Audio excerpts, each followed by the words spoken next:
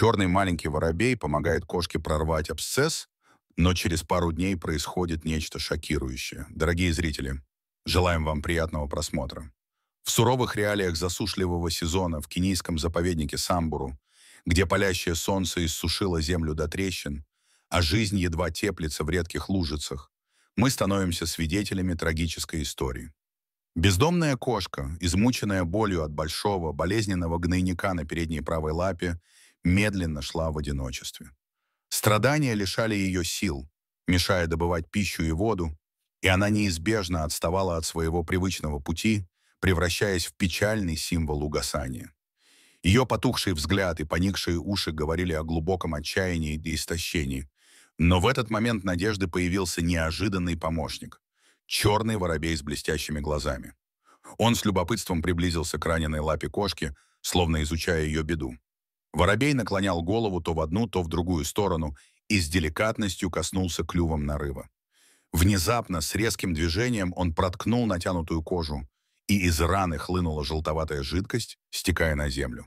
Кошка была поражена, но почти мгновенно ощутила, как резкая боль отступает, сменяясь облегчением. Она осторожно переступила, и давление под ее лапой уменьшилось, хотя ноющая боль еще не прошла полностью. Воробей продолжал свою работу, аккуратно выклевывая остатки жидкости и снимая накопившееся напряжение. В ответ кошка медленно пошевелила хвостом, словно выражая свою признательность. Едва слышная трель воробья разорвала тишину, и он, взмахнув крыльями, устремился ввысь. В ту ночь кошка спала дольше обычного, чувствуя, будто спасение наконец пришло. Но надежда оказалась призрачной. Не прошло и недели, как рана вновь опухла, кожа вокруг налилась багровым, а мучительная боль распространилась по всей лапе. От раны исходил неприятный запах, сочился желтый гной, лишая кошку возможности стоять или ходить. Она была обречена лежать неподвижно у иссыхающего водоема, лишь изредка утоляя жажду, чтобы выжить. Палящее солнце нещадно жгло ее спину, а вокруг раны роились мухи и насекомые, усугубляя страдания. Она замерла в безмолвном ожидании, словно моля о чуде в пучине отчаяния. И чудо не заставило себя ждать. Утром, когда рассвет медленно разливался по саванне, два рейнджера, Ален и Дэвид, совершали обход высохших источников заповедника. Издалека они заметили небольшое серое тело, лежащее неподвижно у кромки воды. Подойдя ближе, они увидели взрослую кошку, страдающую от тяжелой раны на лапе. Ее усталые глаза и прерывистое дыхание говорили о днях, полных боли. Ален склонился над животным, проверил пульс и температуру тела. Дэвид же, не колеблясь, вызвал экстренную службу по рации. Затем они принесли чистую воду, осторожно вливая ее в миску перед кошкой, чтобы она смогла сделать несколько драгоценных глотков. Издалека послышался звук двигателя. Приближался спасательный автомобиль. Команда действовала слаженно и профессионально. Развернули брезент, подготовили переноску и начали операцию по подъему кошки. Они помогли приподнять ее и погрузили в специальную коробку, сделав все, чтобы ей было удобно. Дэвид сел рядом с ее головой, постоянно проверяя дыхание и состояние. По прибытии на станцию рейнджеров их уже ждал ветеринар. После тщательного обследования стало известно, что, к счастью, абсцесс не затронул кости. Были назначены процедуры дезинфекции и дальнейшее наблюдение. Медсестры провели очистку раны, удалили мертвые ткани и аккуратно наложили стерильную марлевую повязку. Кошке оказали медицинскую помощь, введя антибиотики и препараты для снятия боли. Затем ее перевели в просторный, специально подготовленный амбар. Пол был устлан сухой соломой, а крыша надежно укрывала от жаркого солнца. Рядом поставили миску с кормом и большой бак с чистой водой, чтобы она могла есть и пить, не вставая. Спустя несколько дней дыхание кошки стало более ровным, и в ее глазах промелькнуло отражение новой надежды. Ален и Дэвид, наблюдая за ней, не могли сдержать улыбок, когда кошка впервые осторожно двигала лапой. Спустя неделю кошка чувствовала себя достаточно хорошо, спокойно жевала корм в амбаре. Ветеринары увеличили рацион, добавив больше фруктов, овощей и витаминов для скорейшего выздоровления.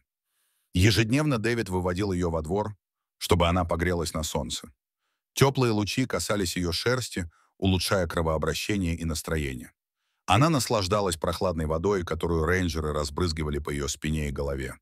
Она мягко махала хвостом от удовольствия, а кожа вокруг раны становилась крепче и чище. Кожа вокруг раны укреплялась и очищалась. Через месяц рана полностью зажила, не оставив и следа инфекции. Пришло время вернуть ее в естественную среду обитания. Ален и Дэвид организовали специальную перевозку, аккуратно направляя кошку по деревянному трапу. По дороге к равнинам она часто поднимала голову, вдыхая родные запахи ветра. Дверца переноски распахнулась, и она вышла, медленно вдыхая запах сухой травы и влажной земли. Полуденное солнце освещало ее мягкую шерсть. Она издала тихое «мяу», будто прощалась и благодарила. Она уверенно сделала несколько шагов вперед, оставляя легкие следы на мягкой земле. Ален и Дэвид, застыв, наблюдали за ней с гордостью и тихой радостью, осознавая, что спасли не только ее, но и частицу дикой природы. Они осознавали, что даже если их пути разойдутся навсегда, незримая связь между человеком и животным будет вечной. Кошка продолжила свой путь, ее образ постепенно растворялся в просторах лугов. Стая черных воробьев, пролетевшая над ней, стала символом ее возвращения к свободе. Вдали забрезжили тени других кошек, медленно приближающихся. Она на мгновение замерла, приветственно подняла хвост и ускорила шаг к своим. Гул их переклички разнесся по равнине, нарушая дневное безмолвие. Теперь она вновь обрела свое место в великой семье, перестав быть изгоем. Ален и Дэвид вернулись на станцию, унося с собой это простое, но глубокое чувство счастья. Последние лучи солнца окрасили небо в завораживающие оранжево-розовые оттенки. Эта трогательная история о кошке и черном воробье еще долго будет звучать у вечерних костров, напоминая нам о ценности каждого мгновения и о том, что даже в суровой пустыне доброта способна творить чудеса, возвращая свободу. Дорогие зрители, какие чувства вызвала у вас эта история? Поделитесь своими мыслями в комментариях. Если вам понравилось это видео, то ставьте лайк и подписывайтесь на канал. До новых встреч!